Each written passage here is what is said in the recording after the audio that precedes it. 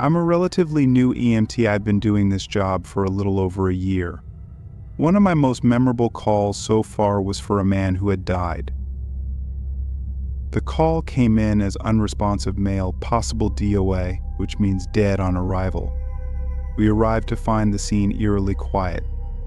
The man's wife was standing at the doorway, clearly distraught but not hysterical.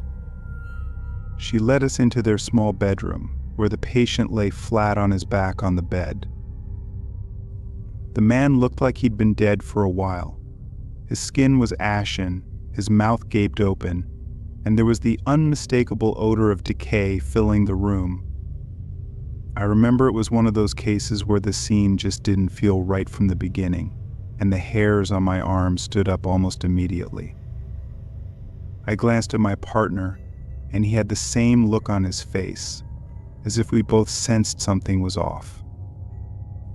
We approached the patient to check for signs of life, although it seemed pretty clear that the man had been gone for some time. I went to feel for a pulse while my partner prepared the defibrillator, just in case. As I touched his wrist, the wife asked if we could try to revive him, but my partner gently explained that it was too late. There was no rigor mortis yet, but it felt like he'd been dead for a few hours. As I leaned in to check his airway for any obstructions, I noticed something strange. There was a slight flicker in his chest, like a faint movement beneath the skin. I thought maybe I was imagining it, or it was just a post-mortem muscle spasm, which isn't uncommon. My partner noticed it too, but we both shrugged it off. We followed the usual protocols, confirming the patient's death and calling it in. The wife, still standing at the doorway, seemed to accept the situation calmly, which in itself was unusual. Typically, there's more of an emotional outburst, but she just stood there, staring at the body. As we packed up our gear and prepared to leave, the room became unbearably heavy. I don't know how to describe it, but the atmosphere felt thick, like the air was pressing down on us. As we were about to step out, we heard a loud gasp come from the patient. Startled, we turned around, only to see his chest rise and fall slowly at first, then more rapidly, like he was struggling to breathe. My partner and I froze, unsure of what was happening. It was impossible for him to be alive after the condition he was in. We immediately ran back to the bed, checked for a pulse, and this time we found one. His heart had restarted out of nowhere. We scrambled to get the oxygen mask on him, our hands shaking from the shock and confusion. We started CPR, trying to stabilize him for transport. The wife stood there, completely unfazed, as if she had expected this to happen. We managed to get him onto the stretcher and into the ambulance, but I couldn't shake the feeling that something was terribly wrong. As we sped toward the hospital, the patient's condition began to deteriorate again. His pulse grew weaker, and his breathing became more labored. My partner tried everything we could to keep him stable, but it was no use. He flatlined on the way to the ER. Once we arrived at the hospital, the doctors confirmed that he was gone for good this time. They couldn't explain how he had come back to life for those few minutes. The strangest part was when we returned to the house to fill out the necessary paperwork. The wife was nowhere to be found. We later found out that the man had been dead for almost 6 hours before we arrived, and there was no way he should have been able to come back, even temporarily. To this day, I can't explain what happened during that call.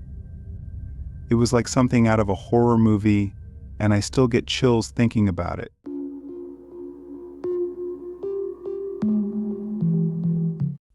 Three years ago, I contracted bacterial meningitis. I live in South Florida.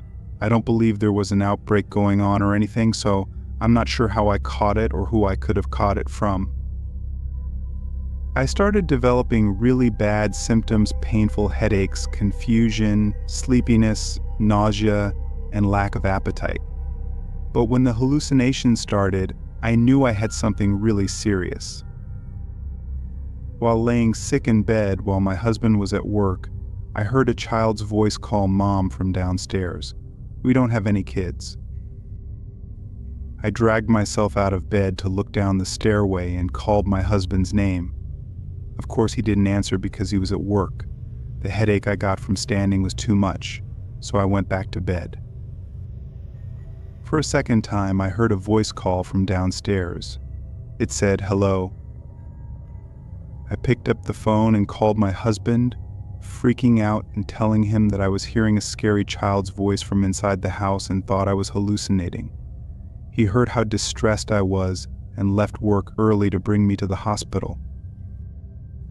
While waiting for him to get home, I changed out of my pajamas.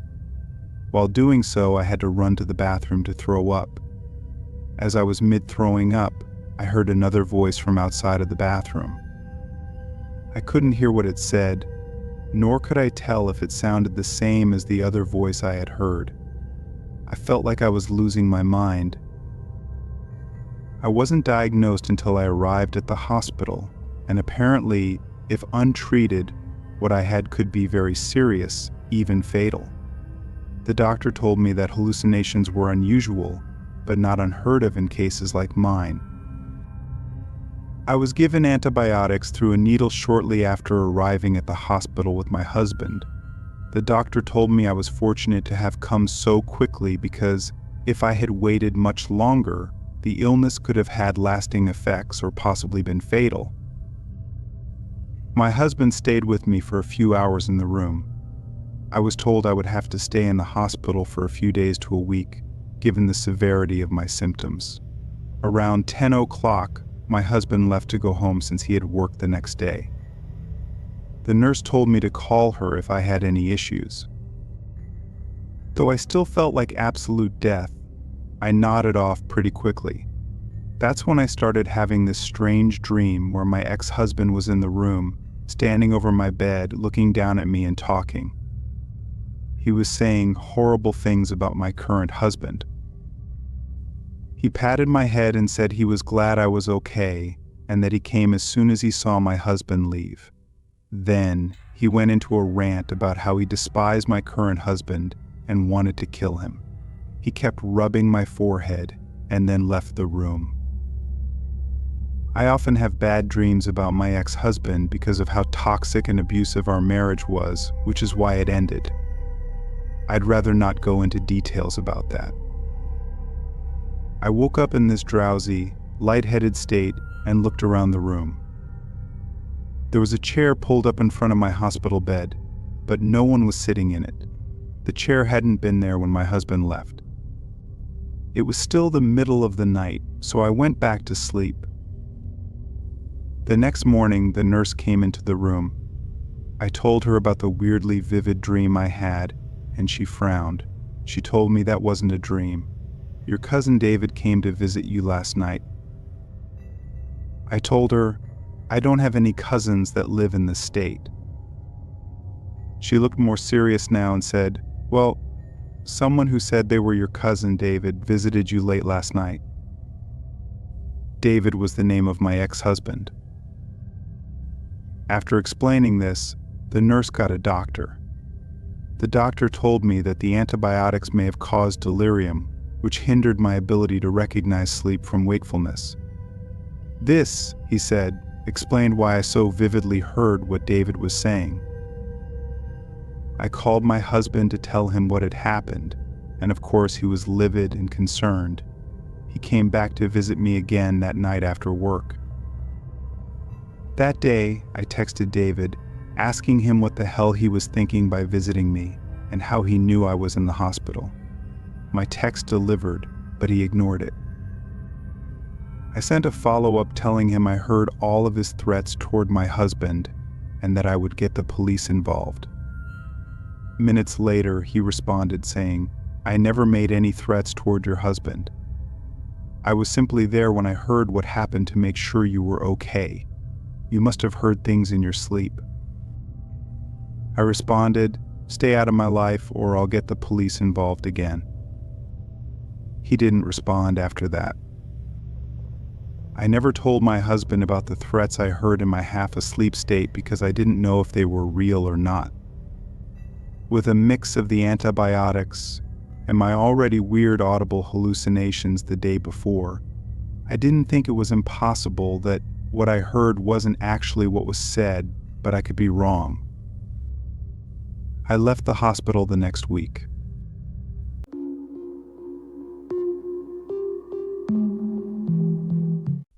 This happened in 2012. I was working as a construction worker, and we were remodeling this old hospital that had been closed down for quite some time.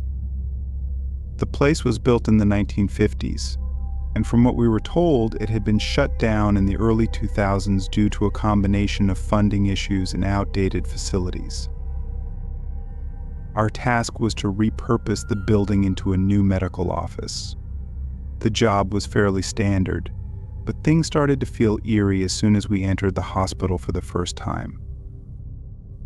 The place was in shambles. It felt like people had just up and left in a hurry. There were old beds still lined up in rooms, medical equipment scattered about, and even patient files left on desks. The air was thick with dust, and everything smelled of mildew and decay. The first couple of weeks went by smoothly enough, with the crew tearing down walls, removing old fixtures, and prepping the place for renovation. But then, strange things started happening. One night, I was asked to stay late and supervise the unloading of some new equipment. It was already past 7 p.m., and everyone else had gone home for the day. I was alone in this huge, dark hospital with nothing but a flashlight and a portable radio for company. The power had been shut off for the renovation, so I had to rely on a small generator to keep some of the work lights on. As I was walking down one of the long corridors, I started hearing what sounded like footsteps behind me. At first, I thought it might have been an echo of my own steps, but when I stopped, the footsteps continued for a few seconds before stopping as well. I turned around, shining my flashlight down the hallway, but there was nothing there, just darkness. I shrugged it off and continued with my inspection, but the feeling of being watched never left me. A few minutes later, I was in one of the old patient rooms checking to make sure the floors were safe. That's when I heard a faint voice. It was so quiet at first that I thought I had imagined it. But then, I heard it again, clearer this time. It was a woman's voice, whispering my name. I froze, my heart racing. I looked around the room, shining my flashlight in every corner, but there was no one there. The voice came again, louder this time, as if it was right next to me. Help me. I bolted out of that room, not caring what I left behind. I ran down the hallway, past the rooms we hadn't touched yet, and made my way back to the front entrance. The footsteps followed me the entire way, but I never once looked back. By the time I reached the entrance, I was panting and sweating, even though it was the middle of winter. I quickly locked up and waited outside until the delivery truck showed up with the equipment. I didn't tell the driver what had happened. I didn't want to seem crazy. The next day, I told one of the other workers about what had happened. He gave me a strange look and then said, "You're not the first one to experience something like that." Apparently, several of the other workers had heard voices and seen strange shadows moving around the building, especially in the area where the old morgue was located. Some even claimed they had seen figures in hospital gowns wandering the halls late at night. The final straw for me came about a week later. I was working late again, but this time I wasn't alone. Another guy from the crew was there, and we were both finishing up some work in one of the patient rooms. We were packing up for the night when we heard a loud crash coming from down the hallway. It sounded like something heavy had fallen over. We both grabbed our flashlights and went to check it out, thinking that maybe some of the equipment had toppled over. When we got to the source of the noise, we found that an entire metal shelf had been knocked over. The weird thing was, the shelf had been bolted to the wall just a few days earlier, and it would have taken a lot of force to knock it down. There was no sign of anyone else in the building, and all of the doors were still locked from the inside. We quickly cleaned up the mess and got out of there as fast as we could. After that, I refused to work alone in that hospital. I told my boss that if he needed someone to supervise after hours, he could find someone else. Thankfully, the job was finished a few weeks later, and I haven't set foot in that place since. I still wonder about what I heard and saw that night. Was it just my imagination, or was there something more sinister lurking in that old hospital?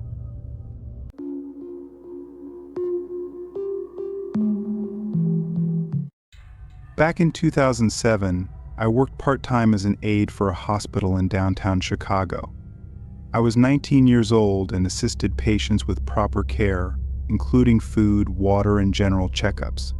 Sometimes I had to deal with weird and angry patients who felt entitled to special treatment. This was more common among older patients, and while it annoyed me, I tried to understand their situation. Most days, I'd be running back and forth with food and drinks, only getting an hour's break. One day, my manager informed me of a new patient who had just been admitted. She was an older woman, probably in her mid-70s, and obsessed with her daughter, Sarah. She talked about Sarah every day, claiming how sweet she was. Unfortunately, Sarah had passed away years earlier, and the woman never moved past her grief. We sympathized with her and listened for support. Eventually, she was transferred to the ICU as her condition worsened, and after a few weeks, she passed away. My colleagues and I were saddened by her death and grieved for about a week before getting back into our regular work routine.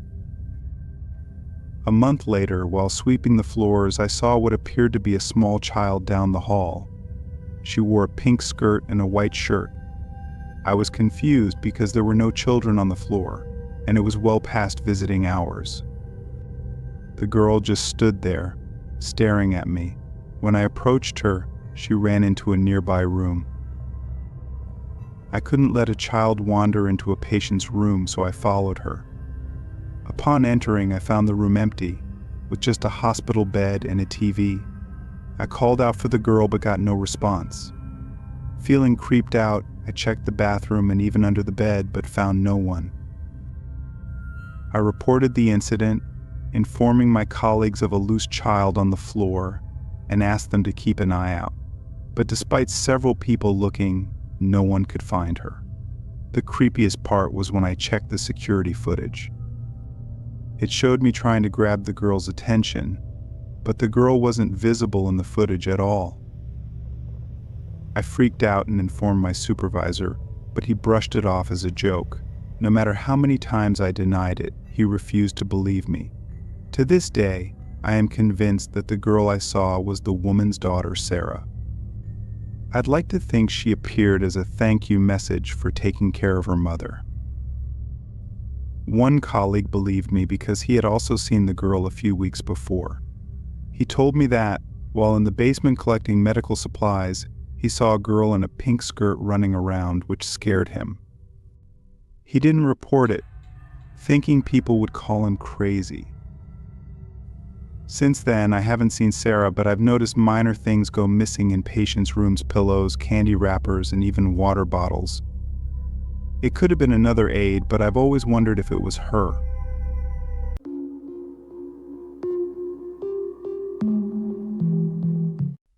I've been working at a general hospital for about 6 years now. For privacy reasons, I won't disclose the hospital's name, but this took place in a not-so-great area of Philadelphia. Those who live in or have been around Philly will probably know what I'm talking about: drugs, high crime, and the constant sound of sirens several times a week. The hospital even had to hire police due to the gun violence that occurred around the area. I'm 35, and while my job is rewarding, it can be very stressful, often leaving me drained. I work security at the hospital, and my job takes me to the psych ward, morgue, and ER. My shifts are constantly all over the place, but the pay is good enough to keep a roof over my head. Given the hospital's location, our security contract often gets abused, making us do tasks we probably shouldn't be doing. One night, I received a call from the ICU about a patient who had recently passed away. I was responsible for bagging the body. The deceased was an older man, likely in his mid-60s. I didn't ask how he died, as that wasn't my concern. I put on my gloves, prepared the body, and placed him in the body bag. Just before zipping it up, I paused, staring at him. For some reason, I felt odd and uncomfortable. I had dealt with many bodies before, but this one made me feel deeply disturbed. After bagging the body, I dragged him down to the morgue, following procedure as instructed, and placed him in the freezer to await the funeral home. Hospital protocol requires us to stay in the morgue with the body until it's picked up. It's a rule I find unnecessary, but I follow it. When the funeral home arrived, I led them to the freezer, where we transferred the body into their possession. It sounds simple, but it takes careful handling to ensure safety. As I pulled the body from the freezer, things immediately took a strange turn. The funeral home staff claimed I had the wrong body. I was confused. There were only 2 bodies in the freezer, the one I had just pulled and a 16-year-old who had been hit by a train. There was no way I could have mixed them up. After some back and forth, the funeral home staff realized I did have the correct body. One of them looked at the tag, which clearly identified the man. But then, as they unzipped the body bag, they recoiled. The man I had placed in the morgue was now contorted. His right arm was behind his back, he lay on his right side, and his left arm was stretched in front of him. His mouth hung open unnaturally, and his eyes bulged. My mind raced. How could this be? I had laid him in the bag with his arms at his sides. No one else had access to the freezer except me, as I was the only officer on duty with the key. There was no chance anyone else could have touched him, and I would never be so disrespectful or unprofessional as to tamper with a body like that. The funeral director began accusing me, asking how I could have left the body in such a state. I stood there silently as they zipped up the bag and left. I was written up by my head director for allegedly tampering with the body, even though I explained that I hadn't done anything. He didn't want to hear it. To this day, I am still haunted by the incident. It's simply impossible to know what actually happened, and I haven't been able to get over it.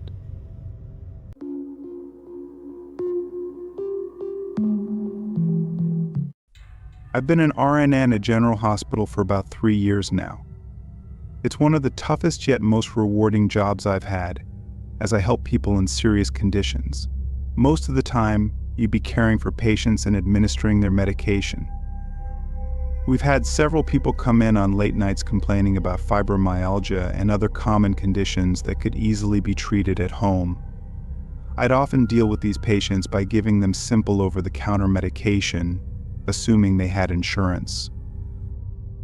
However, there were times when I had to treat patients who were in actual need. Treating these patients not only made me feel rewarded, but you also sometimes developed a bond with them. This story follows that same principle. One time, I cared for an elderly woman whose husband had just died and she had been admitted to the hospital for a severe bacterial infection. Her name was Kate, and she was the sweetest lady you could ever meet. She would always tell us stories about the animals she used to own. She loved animals and used them as a coping mechanism. Unfortunately, the hospital didn't allow any pets other than service animals, which made her profoundly sad. I felt terrible for her, as she remained kind to us despite everything she was going through. Over the past week or so, I developed an emotional connection with her. I made sure to show her extra attention because I truly cared for her. It was heartwarming, but as a nurse, it's my responsibility to be there for my patients. One day, she looked at me with tears in her eyes and thanked me for all I had done for her. Her words shocked me and left me in disbelief because I realized what she meant. She passed away the next day, and I cried for nearly a week.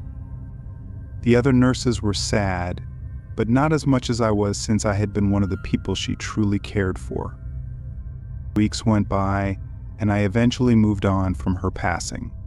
She would occasionally pop into my mind, but being a nurse is a busy job, and I had to keep moving forward. One night I was speaking with a colleague at the front desk about a patient's chart when she asked me to get a piece of equipment from the basement. The basement is where we usually keep our equipment and other medical supplies. It's not common in most hospitals, but we had one here. It's rare for any of us to go down to the basement, so I knew we needed something important. I took the elevator down and turned on the lights. As soon as I stepped out, I got an eerie feeling. I had been in the basement many times before, but I had never felt like this.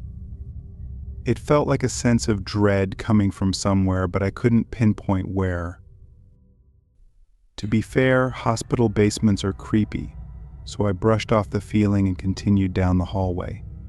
I grabbed the equipment from one of the shelves when I could have sworn I heard footsteps behind me. They didn't sound like someone wearing shoes, but rather barefoot. I figured it was one of my co-workers trying to scare me. Instead of getting mad, I decided to catch them in the act. I walked out of the room and back into the main area, but I didn't see anyone. At some point I called out, "Hello? Anyone else in here?" as expected. I got no response, which only made me want to leave faster. I questioned whether the sounds were coming from the electrical panels. I hurried towards the elevator, and just as I was halfway there, I heard it clear as day, the voice of an old woman shouting my name from down the hall. Sarah, it only took me a second to realize that it sounded exactly like Kate. I was officially creeped out and hurried back to my station. I didn't tell anyone about it, thinking they'd call me crazy. The only person I confided in was a nurse I trusted dearly. Based on my expression while telling her, I think she believed me because she seemed to understand. Needless to say, that was my last time going down to the basement. Now, whenever someone asks me to go down there, I always find a way to get someone else to do it. Every time someone else goes down there, I get looks, but quite frankly, I don't care. I've never believed in the paranormal, but I have no explanation for what happened that night.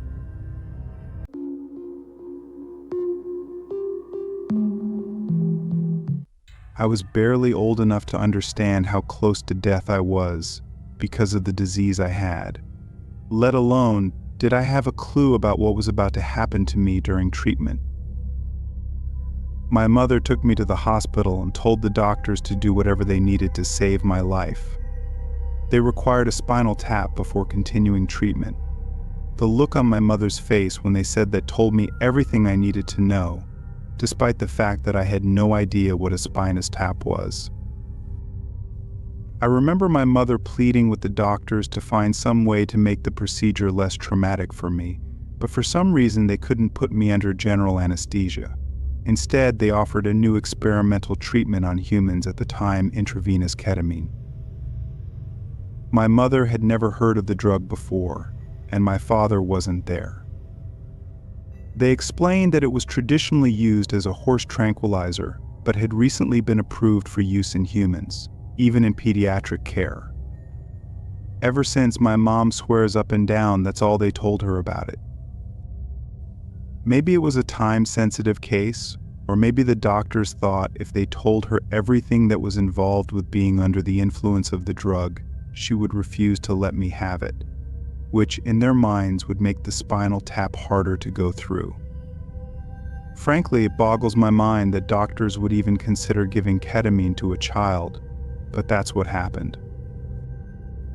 They wheeled me into the operating room and told me what was going to happen, that I would have to lay on my side, and they would insert a needle into my back. They said it would feel extremely uncomfortable. I know that's what they said now, but at the time I was so disoriented, scared, and confused that it all sounded like gibberish, like how adults sound in Charlie Brown when they just go wah wah wah, if you know what I mean. All the doctors and nurses were wearing masks and gowns too, which made them look almost inhuman. I had to get naked and put on a hospital gown, adding to the stress of it all because I had to be exposed to a bunch of strangers. The only thing that kept me sane was that my mother was allowed to be there with me so I could hold her hand. However, before they did the tap, they inserted the IV needle into my arm to deliver the ketamine. I cried and screamed. I remember squirming just from having that needle put in me, and I didn't even understand how much bigger the next one would be. Then they turned me over to my side, and I held my mother's hand, squeezing harder than before, looking into her eyes, crying and trying to be brave and sit still. At first, all I could feel on my back was the cold hospital air. But then something happened, everything started to feel weird. Of course, I know now that this was the ketamine beginning to take effect, but I didn't understand this at the time. An all-encompassing dread washed over my body, and I also felt like I was losing control of it, like my soul was slipping away second by second. Then, it literally felt like I was dying and rising up to heaven. I was lifted up from the table and could see my own body and everyone around me. What I saw filled me with a mixture of terror and hatred. The doctor was lining the needle up against my back, and for the first time I saw how massive the thing was. There was my mother watching it all happen, letting them do it. Suddenly I knew I couldn't go through with it anymore. I screamed, kicked, and punched at everything around me, hell-bent on getting off that table and running away. The nurses tried to hold me down, but they were struggling to keep me contained.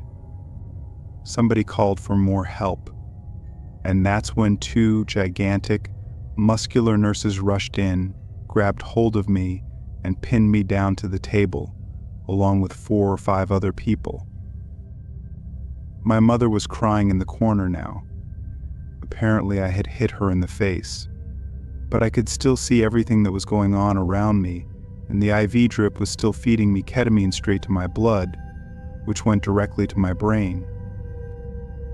Now all the masked and gowned doctors and nurses didn't look human at all. They looked like monsters, demons even. Sick, twisted, demented creatures that my mom had sold my soul to. And now they were forcibly extracting my soul from my body with that horrible needle. I looked at my mother with bitter contempt and screamed that I hated her for letting this happen to me. It only made her cry harder. No matter how hard I fought back, once they all got a hold of me, I couldn't even squirm. They held me down and finished the spinal tap. When the needle went into my back, it felt like I was being torn apart from the inside. And because I was moving so much, waves of pain shot through my body. Finally, I accepted that I just had to sit still, but it was awful. I could feel my essence being drained, something I would never get back. Thankfully, after a few seconds, it was over, but I wasn't the same. I didn't move for hours after that, and I wouldn't talk to my mother or even look at her. Being drugged and having a needle shoved into my spinal cord as a child is easily the most traumatic thing I've ever experienced in my life. And the stupid thing I hate the most about it is the fact that it was all just to confirm what the doctors basically already knew, that I had spinal meningitis.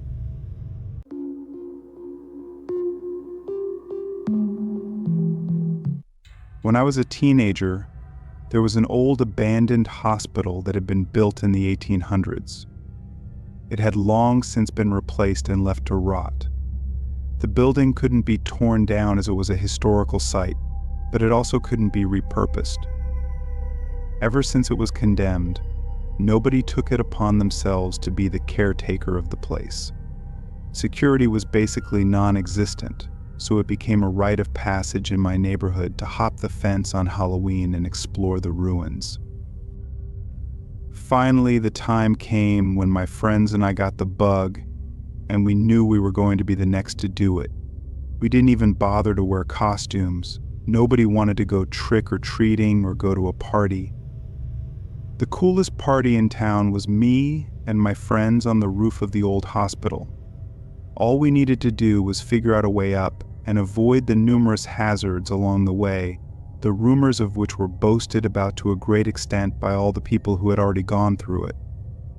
From broken glass, rusty nails, and squatters, to trapdoors, collapsing ceilings, and even ghosts supposedly. Understandably, we were all a bit nervous but excited too. It was the coolest thing any of us had ever done. It seemed like there was even an entire path laid out for us by the people who had done it before. The door at the front entrance was already broken open, so we just stepped right inside, undeterred. Immediately on the first story was a triage center. It was too dark, even with our flashlights, to see very far down the hallway. A staircase was right there. Not too much was happening on that level, so we opted not to bother exploring the bottom and moved on to the second of 3 stories. The ceiling had collapsed in on itself at the landing of the second story, so we went out from there to look for another stairwell. The second story was somehow even darker. The floor beneath our feet was soft and felt like it could cave in at any moment, so we spread out to distribute our weight. We thought we were being smart, staying quiet, but pointing out all the things we noticed, like piles of old medical waste, strange stacks of beds blocking off certain doorways, which we dared not even think of entering. Signs indicated what different rooms had been, giving us a picture of how the place might have looked in its prime. It certainly was far from that by the time we arrived. Mold grew up the walls, vines snaked through the ceiling tiles, and water dripped from the 3rd floor. Every single sound we made echoed in such a way that it sounded like a stranger was whispering around every corner. We kept saying how cool everything was, but deep down I think we were all scared. The last thing any of us wanted was for a crazy hobo to jump out at us for invading his home, or for one of the many ghost stories about the supposedly haunted hospital to somehow turn out to be true.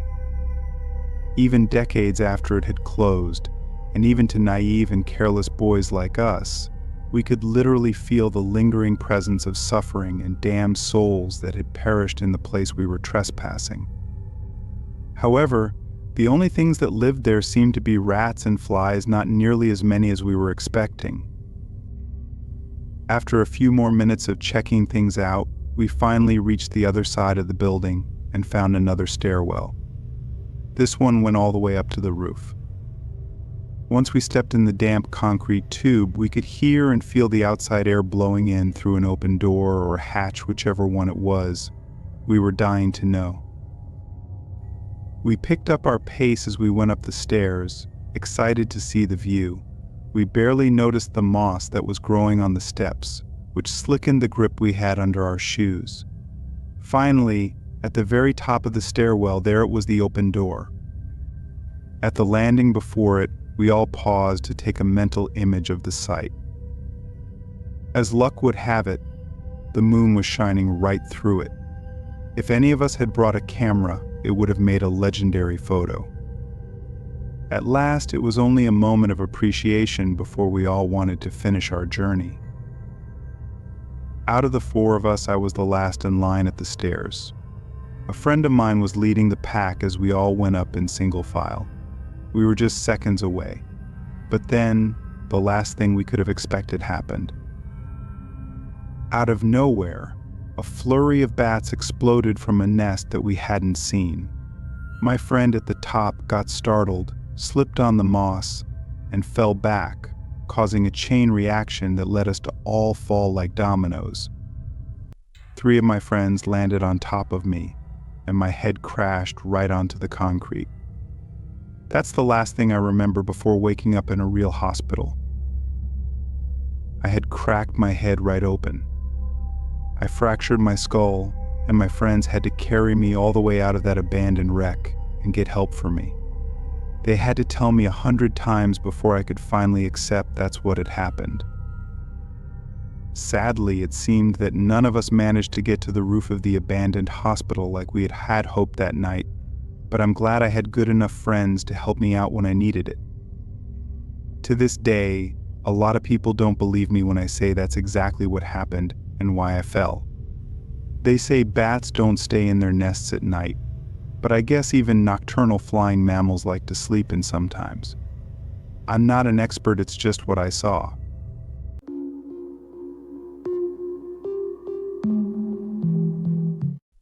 I was a nurse for over 40 years. I spent the majority of my career in hospitals, working in the ER in my earlier days and later transferring to the ICU. I've seen a lot of horrible things happen to people and built up a strong stomach for all sorts of things. There are 1,000 stories I could tell, but one above all is the worst thing I ever witnessed. It happened in my first year of working in the ICU, and I still don't have an explanation for it. Before he fell under my care, a man showed up in the ER with strange symptoms: delirium, vomiting, and what appeared to be first-degree burns all over his body. At first, they thought it was caused by a chemical, which led them to believe they needed to cleanse his skin and purge his system. However, when they tried to wash his skin, it just came off. What had looked like first-degree burns was actually just the tip of the iceberg, an iceberg of total tissue disintegration. At this point, the ER team had no idea what they were dealing with. This was decades ago, long before the internet. The man refused to answer any questions about what happened to him, and he had no forms of identification in his possession. It was as if he had just been dumped there.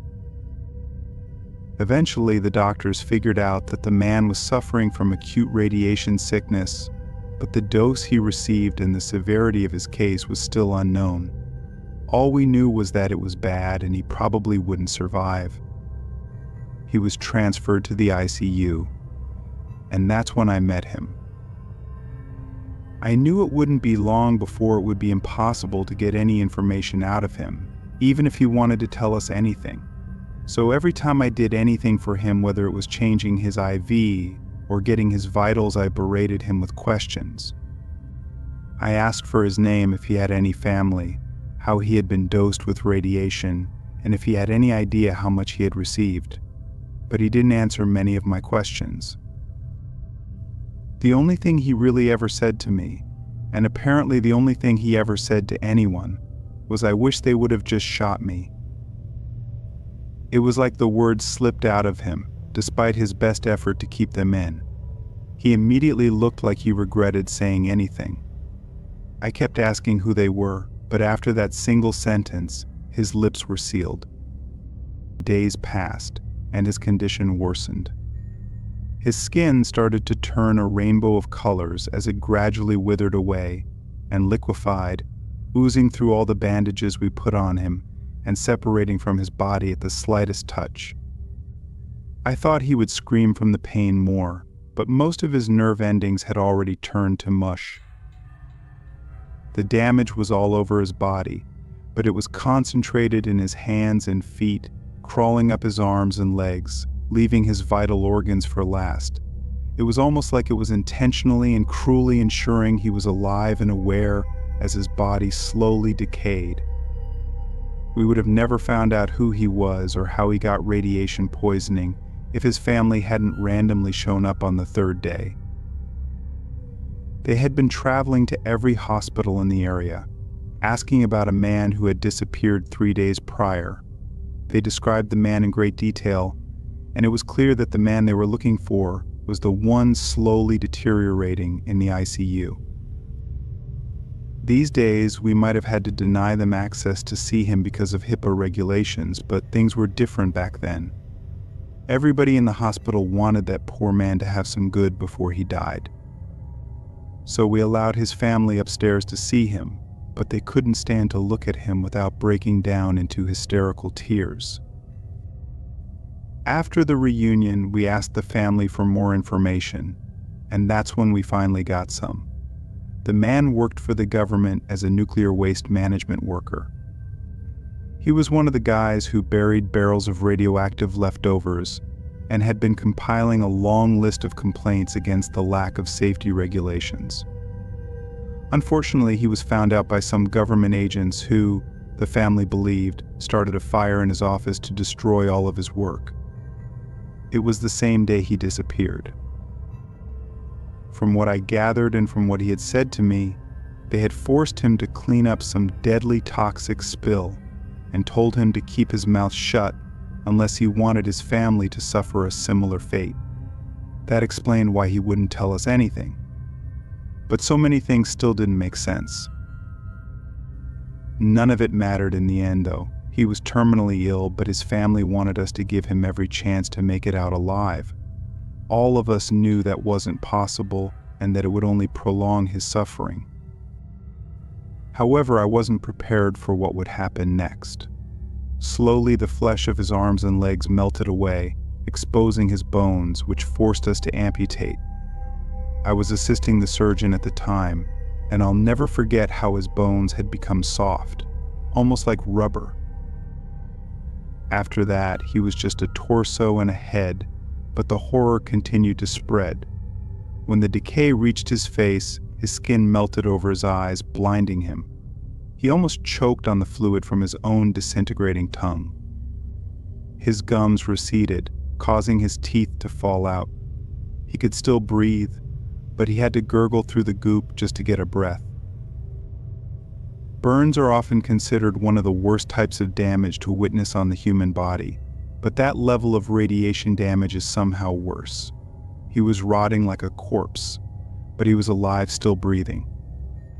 I can't imagine the mental anguish he was going through that entire time, trapped in a body that was becoming unrecognizable and slowly deteriorating.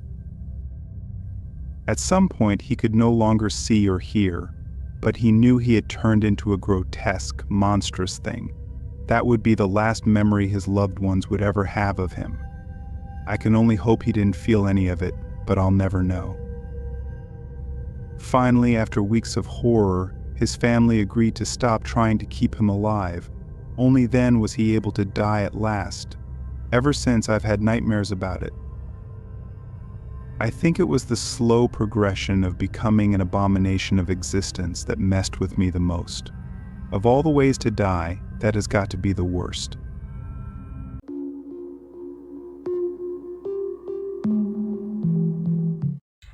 I'm a registered nurse in a small to mid-sized rural emergency department, and I've been doing this job for about 4 years. One of the biggest challenges we faced is the prevalence of drug abuse and mental illness. I live in a middle ground city, not too big, not too small, surrounded by farmlands and tiny towns. Given the size of my city, we deal with a lot of substance abuse cases, primarily meth-induced. This is where I make my public service announcement. For the love of God, do not do meth under any circumstances. It will absolutely destroy your life. One thing people don't realize is that drug use can lead to mental illness. It's often a chicken and egg scenario whether the mental illness came first or if the drugs caused it. One night, one of our local EMS crews was called for a person experiencing drug-induced psychosis. The patient was brought into our psychiatric holding area, escorted by both EMS and local police officers. The moment I saw him, I could tell he was in full psychosis. He was in his mid-40s to mid-50s, unkempt, with gray hair, unshaven, and dressed in tattered, dirty clothes. He looked like the classic portrayal of a crazy homeless man from a movie. He was extremely paranoid and verbally hostile, convinced we were trying to harm him. We tried to de-escalate the situation without restraining him, but it became clear that wouldn't work. I spoke with the doctor, and we agreed to give him a shot of an antipsychotic. I prepared the syringe and headed back to the psych area. When I entered, there were several people already in the room with him, some of our ER staff, hospital security, and at least 3 or 4 police officers. The patient had calmed down slightly since I last saw him, but he still needed the shot to fully relax. As I approached him with the syringe, he grew paranoid again. After calming him down a bit more, I prepared to give him the shot in his right shoulder. I lifted his shirt sleeve, cleaned the injection site, and grabbed the muscle while he spoke with one of the officers. I gave him the customary 1, 2, 3 countdown and stuck the needle into his shoulder. Now, a quick note about my technique: I hold the syringe like a dart when I insert it. After the needle is in, I switch my grip to hold it between my index and middle fingers, like a cigarette, so my thumb is free to push the plunger. Unfortunately, just as I was changing my grip, the patient freaked out. He looked at the syringe in his arm and panicked, pulling away from me. The syringe stayed in his arm as he moved, and then he yanked it out with his left hand and came at me, wielding the needle as a weapon. The officers sprang into action, and one of them shouted, "Needle," their way of warning everyone in the room. The patient's momentum carried him toward me, and though I tried to get out of the way, I felt an impact on my left thigh. The syringe and needle hit the ground, and I saw that the needle was bent. By then, everyone was on top of the patient, working to restrain him as he screamed at the top of his lungs. I quickly grabbed the needle and syringe to get them out of the way. As I processed what had just happened, I began to panic. Had the needle hit me? The thought of what diseases this man might have terrified me. I rushed to the bathroom to check my leg, and to my immense relief, I found no injury. The only thing I can think of is that the needle hit a pack of gum I had in my pocket at the time. If Wrigley ever needs a spokesperson, I'm available. After the situation was under control, a police officer asked if I wanted to press charges against the patient. At first I said no because I felt sorry for him. He was clearly mentally ill and not fully in control of his actions. But as the shift went on, my feelings changed. Why should I let him off the hook for attacking me just because he was high on meth?